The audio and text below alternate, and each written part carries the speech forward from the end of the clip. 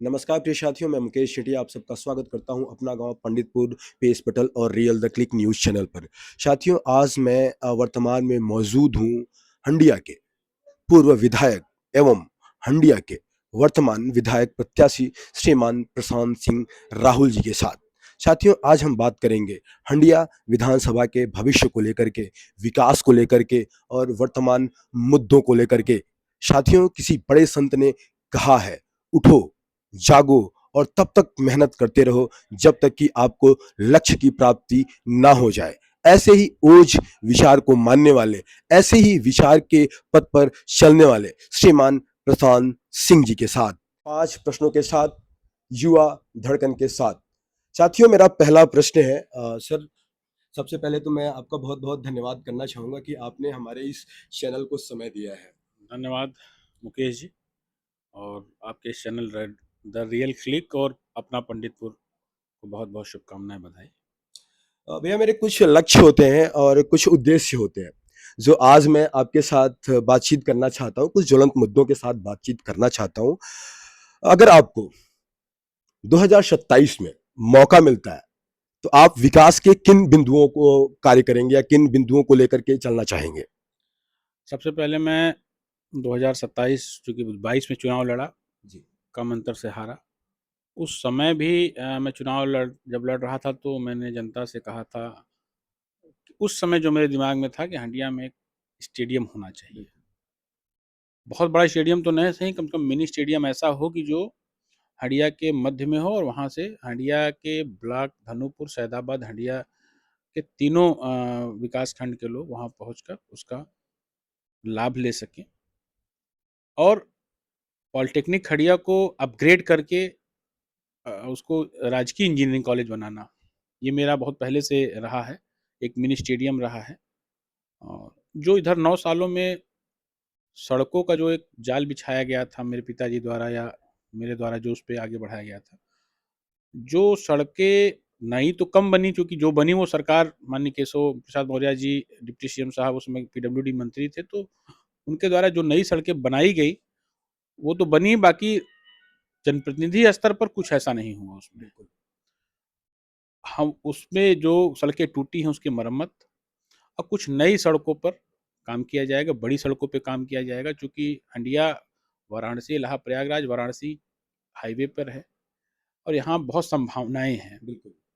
कुछ नए उद्योगों के लिए भी संभावनाएँ हैं। मुझे लगता है कि यहाँ पे कुछ नए उद्योगों के लिए हमारे पास ज़मीनें इतनी हैं कि हम इस पे काम कर सकते हैं। बिल्कुल सर। एक तो राजकीय इंजीनियरिंग कॉलेज में इसको अपग्रेड करना पॉलिटेक्निक को, एक मिनी स्टेडियम बनाना और सड़कों का जाल बिछाना जो छूट गया है पिछले 9 सालों में। ये बिल्कुल, बहुत बढ़िया, आपका विचार सुन करके बहुत अच्छा लगा। किंतु वर्तमान में, क्योंकि आपके पिता जी के द्वारा जो बनाए गए उद्देश्य थे या जो उनके सपने थे, वो आप सबके सामने भी रहा है। किंतु वर्तमान में विधानसभा हंडिया 258 250 मीटर नामक विकास में फंस के रह गया है। क्या आप इसको समझ पा रहे हैं? 250 मीटर मैं थोड़ा-सा इसको हाँ, थोड़ा-सा आप मैं डिस्क्राइब करना चाहता हूँ। वर्तमान में जिला पंचायत अध्यक्ष के द्वारा जो भी कार्य किए जा रहे हैं, वो 250 मीटर के कार्य किए जा रहे हैं। किंतु वर्तमान विधायक के द्वारा अगर मैं देखता हूँ, गेट का काम हो रहा है या फिर सोलर लाइट का काम हो रहा है। इसके अलावा सारे विकास नदारद हैं। तो इसी पे मैं आपका विचार जानना चाह रहा हूँ। जिला पंचायत में मेरे ख्याल से जितना मुझे जानकारी है, जिला पंचायत में बड़ी सड़कों का बहुत तो उसमें वो नहीं है, 400-500 मीटर से ज़्यादा शायद मेरे ख्याल से हाँ, बड़ी सड़कें बिल्कुल। नहीं बनवा सकते। अब छोटी-छोटी सड़कों को देकर कई लोगों को संतुष्ट किया जाता है, कई गाँव को संतुष्ट किया जाता है, तो जिला पंचायत में अपना छोटी सड़कों देने का मेरे मेरे अनुसार ये सिर्फ़ ये मतलब है। और वर्तमान विधायक की बात करें तो कुछ चीज़ें कही जाती हैं और ज़्यादा चीज़ें समझी जाती हैं। बिल्कुल। गेट मुझे भी दिखता है कम से कम हंडिया विधानसभा में 40-50 गेट तो हो गए बिल्कुल। होंगे। सोलर लाइट ठीक है, ज़रूरत है सोलर लाइट की और जो ये हाई मास्ट लाइट है उसकी भी ज़रूरत है, सार्वजनिक स्थानों पर उसकी ज़रूरत है। लेकिन सिर्फ़ वही और सिर्फ़ गेट से ही तो विकास होना नहीं है। बिल्कुल। हमारे बहुत बड़े कोई महापुरुष रहे, उनके नाम से 2-4 गेट, 5 गेट पूरे विधानसभा में है, ये इसमें कोई खराबी नहीं है। लेकिन हम सिर्फ़ सारा पैसा विधायक निधि का और पूर्वांचल विकास निधि का सारा पैसा गेट में ही डाल देंगे और सिर्फ़ लाइट में ही डाल देंगे, तो कहीं न कहीं दिमाग में कुछ दूसरी तरीके की चीज़ें जाती हैं कि जिसको ये कहा जाए कि बोला कम जाए, समझा ज़्यादा बिल्कुल, जाए। बिल्कुल।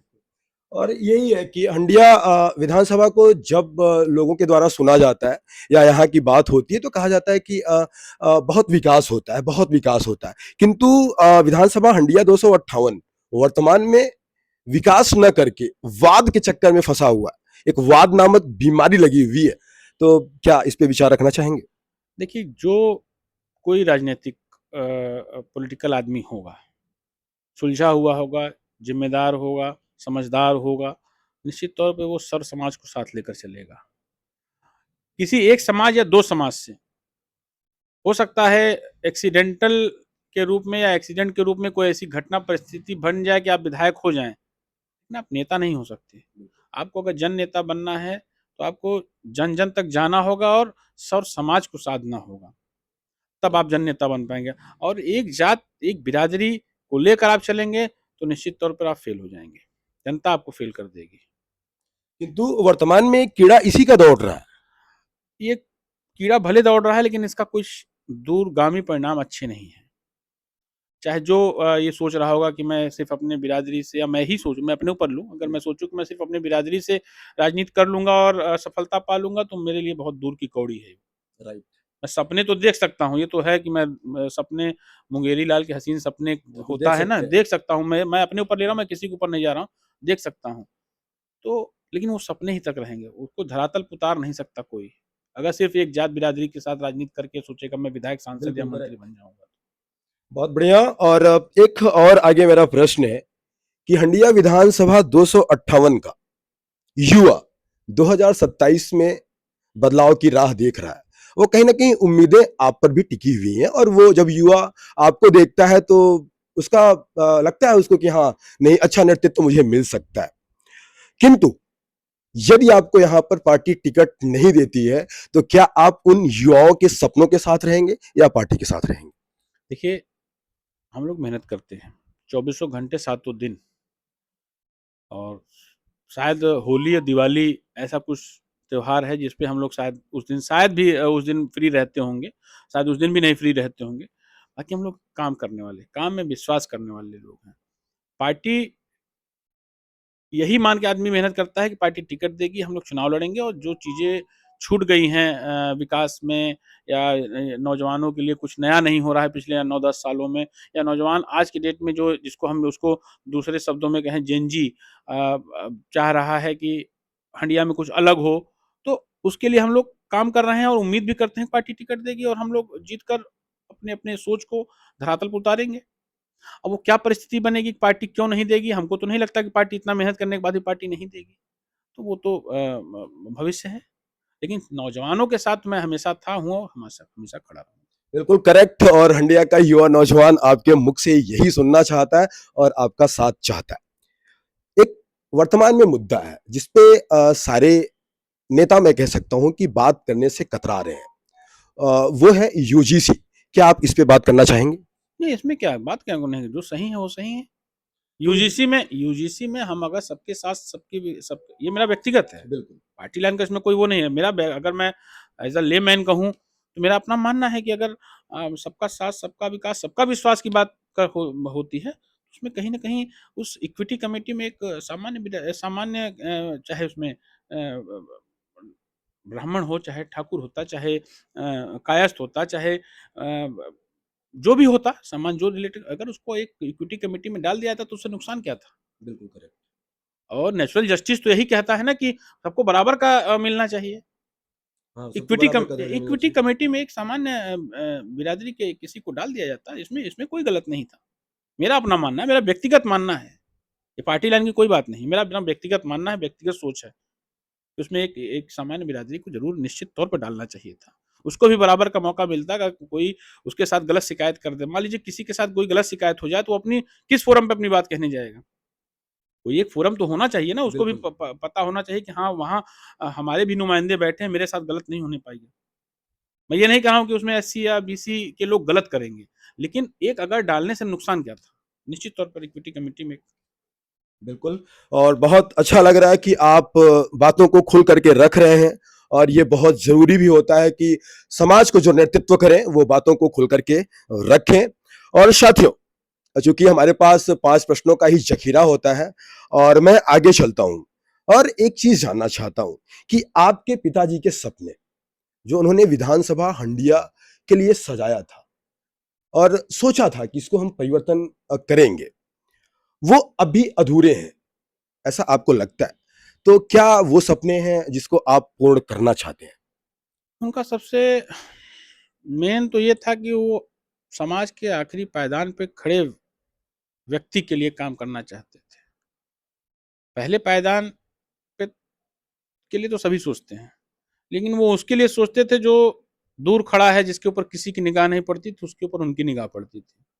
और वो उस आदमी को, जिसको कोई नहीं पूछता था, उसको गले लगाते थे और उसको इतना कंफर्टेबल कर देते थे कि आप कभी संकोच मत करिएगा अपने नेता से, आपको अपॉइंटमेंट की जरूरत नहीं, अपने नेता से मिलने की जरूरत नहीं। रात को 12 बजे आते थे तो 12 बजे भी अटेंड करते थे वो, और सुबह 6 बजे भी आ जाता था, 5 बजे भी कोई आ जाता तो उसको भी अटेंड करते थे। सबसे पहला उनका सपना था कि एक समान भाव से सबके लिए काम करने के लिए एक उनके अंदर इच्छा थी, और सर समाज के लिए कभी उन्होंने भेदभाव नहीं किया, जाति नहीं देखा, धर्म नहीं देखा। जो उनको वोट दिया वो तो ठीक है, जो नहीं देता था उसकी भी उतनी मदद करते थे, न्याय करते थे। वो अन्याय नहीं करते थे। वो बदले की भावना से राजनीति नहीं करते थे। चुनाव लड़ने के बाद भूल जाते थे किसने मुझको वोट दिया, किसने नहीं दिया। और सड़कों का जाल उन्होंने बिछाया। हंडिया में मैं ऐसे-ऐसे गाँव में गया हूँ, जहाँ लोग कहते थे कि भैया यहाँ सड़क आज़ादी के बाद से पगडंडी थी या खड़ंजा था, यहाँ पे काली सड़क किसी ने देखा नहीं, तो वहाँ-वहाँ उन्होंने सड़कों का जाल बिछवाया। हैंडपंप तो इतना दे दिया कि हर गाँव में 10-10, 20-20 हैंडपंप, पानी की किल्लत, पानी की समस्या दूर कर दिया। बहुत सी ऐसी चीज़ें हैं, मुझे तो ये बहुत छोटी चीज़ें हैं, लेकिन उनके सपने थे कि जो आज सबका साथ, सबका विकास, सबका विश्वास की नारा दिया जा रहा है, वो उन्होंने 25 साल पहले उन्होंने दिया था। सबका साथ, सबका विकास, सबका विश्वास। सब मतलब सब। सब का मतलब ये नहीं कि इन्होंने मेरे वोट दिया है तो ये मेरे हैं, इन्होंने नहीं दिया तो ये मेरे नहीं हैं। उनकी निगाह में सब का मतलब सब होता था। जो आज नारा चल रहा है वो 25 साल पहले 2002 में उन्होंने नारा दिया था। 24 साल पहले, 25 साल हो गए। तो यही उनका सपना था, यही मेरा सपना है। मुझसे कोई मिले तो अपना मान के मिले। मेरे गेट के अंदर आने से पहले ये ना सोचे कि मुझसे बात करेंगे कि नहीं करेंगे, मुझसे मिलेंगे कि नहीं मिलेंगे, मुझसे किसी को हंडिया से सोर्स लगाने के लिए ले आना पड़ेगा कि नहीं। अभी आप बाहर बैठे थे, देखे, किसी को यहाँ अपॉइंटमेंट की ज़रूरत नहीं है, किसी को लाने की ज़रूरत नहीं कि फलाने को मैं लाऊँगा तो मेरा काम होगा, नहीं तो मेरा बात सुनेंगे नहीं। उसी ग्लास में मैं पानी पीता हूँ, उसी ग्लास में मैं पिलाता हूँ, वही मैं खाता हूँ, वही खिलाता हूँ, उसी कुर्सी पे मैं बैठता हूँ, उसी बैठाता हूँ। बिल्कुल समान भाव जो है सब लोगों के लिए है, और निश्चित रूप से ये बहुत सुखद संदेश भी है कि आपके यहाँ से ये संदेश जाता है, एकात्मता का संदेश जाता है, एकजुटता का संदेश जाता है। और मुझको लगता है कि आपके पिताजी के सपने भी यही थे कि हमारे यहाँ से जब एक संदेश जाए समाज में, तो वो सब समाज को लाभान्वित करे। एक मेरा अंतिम प्रश्न है, चूँकि सॉलिड है, मेरा 5 प्रश्नों का ही ज़ख़ीरा चलता है। विधानसभा हंडिया में, क्योंकि मैं विधानसभा के लिए ही आया हूं आपके पास, 2027 में युवाओं को क्या संदेश देना चाहते हैं? सबसे पहले तो मैं युवाओं को ये कहूँगा कि वो 1-2 चीज़, बहुत ही युवा नौजवान होते हैं, जिस उम्र में वो, आज के इस मोबाइल का दौर चल गया है, सोशल मीडिया का दौर है, इस उम्र में अपने माँ-बाप को, अपने परिवार को पहली प्राथमिकता की ये है कि अपने माँ-बाप, परिवार के साथ रहें, उनकी बात मानें। दूसरी ये है कि पढ़ाई करें। पढ़ाई से आप बहुत कुछ पा सकते हैं, कर सकते हैं। कुछ मैं देखता हूँ कुछ युवा गलत चीज़ों में लिप्त पाए जाते हैं, क्योंकि शॉर्टकट का रास्ता उनको चाहिए। बिल्कुल। मेरा ये उनको सुझाव, शॉर्टकट नहीं, मेहनत करिए, पढ़ाई करिए। राजनीति में भी आइए, राजनीति में भी नौजवानों का, युवाओं का दौर है, आने वाला समय नौजवानों का है, लेकिन पढ़ लिख कर राजनीति में आइए। माँ-बाप के सहयोग से आइए, उनकी मर्ज़ी से आइए, उनको दुखी मत करिए। और दूसरी ये कि युवा जब करवट बदलता है तो निश्चित तौर पर व्यवस्था बदलती है। बिल्कुल। जब युवा करवट बदलता है तो व्यवस्था बदलती है। महडिया के सभी युवा साथियों से कहूँगा कि आप व्यवस्था बदलिए, लेकिन अपनों का, अपने माँ-बाप का, अपने माता-पिता का, अपने परिवार का आशीर्वाद लेकर उनके साथ को, उनकी, जिसने माँ-बाप का आशीर्वाद लिया निश्चित तौर पे बहुत बड़ा आगे जाता है। और हंडिया का जो हमारा नौजवान साथी है, बहुत ही पढ़ा लिखा, बहुत जागरूक है। जो युवा करवट बदलता है तो व्यवस्था बदलती है। बस इतना ही मैं कहना चाहूँगा कि आप सक्षम हैं कि आप व्यवस्थाओं को बदल सकते हैं। सही चीज़ को ला हाँ, सकते हैं। हंडिया का विकास आगे 10 साल, 15 साल, 20 साल हंडिया का जो विकास पिछले 10 सालों में हुआ है और आगे जो 10 साल में होगा या 5 साल में आप चुनेंगे, उसके लिए आप कमर कस लेंगे तो निश्चित तौर पर हंडिया की जो भविष्य है आपके हाथों में है।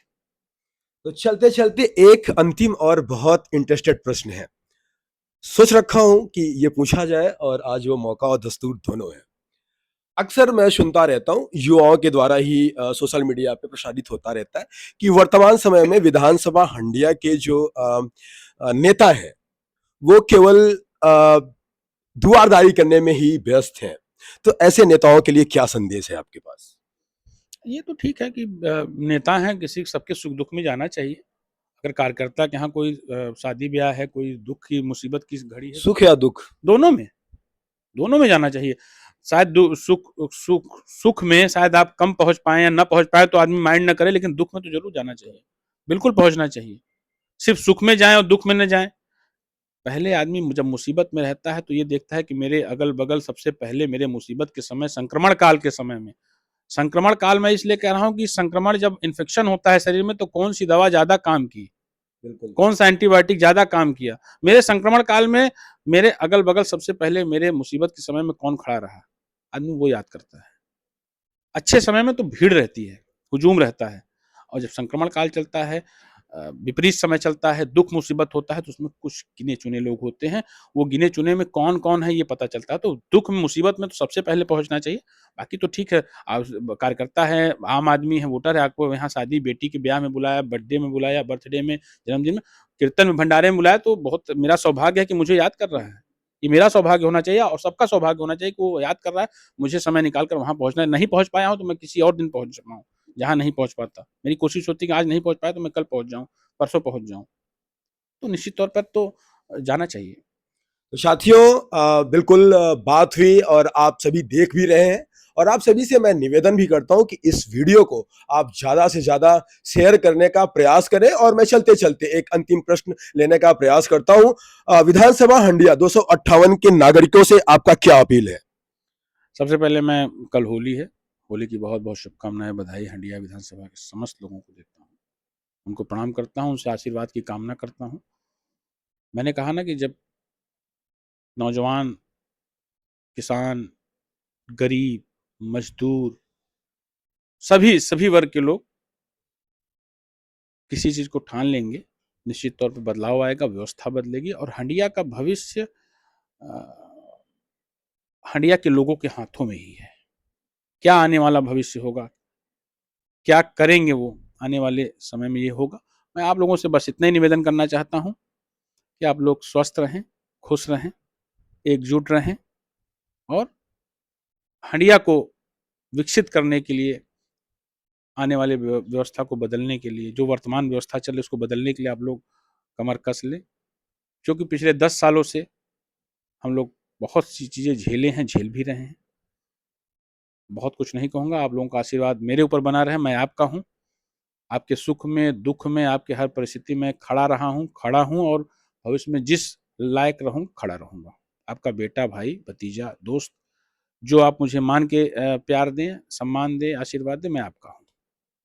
आपको बहुत-बहुत धन्यवाद और आपसे बात करके निश्चित ही आज एक अलग ऊर्जा भी मिल रहा है और ये निश्चित रूप से मैं सभी युवाओं से अभी अनुरोध करूँगा कि आप अपने युवा धड़कन, युवा तरुणाई और युवा परिवर्तन को सपोर्ट करें, साथ बनाएं और बातचीत कैसा लगा ये कमेंट बॉक्स में ज़रूर बताएं। आपका बहुत-बहुत धन्यवाद।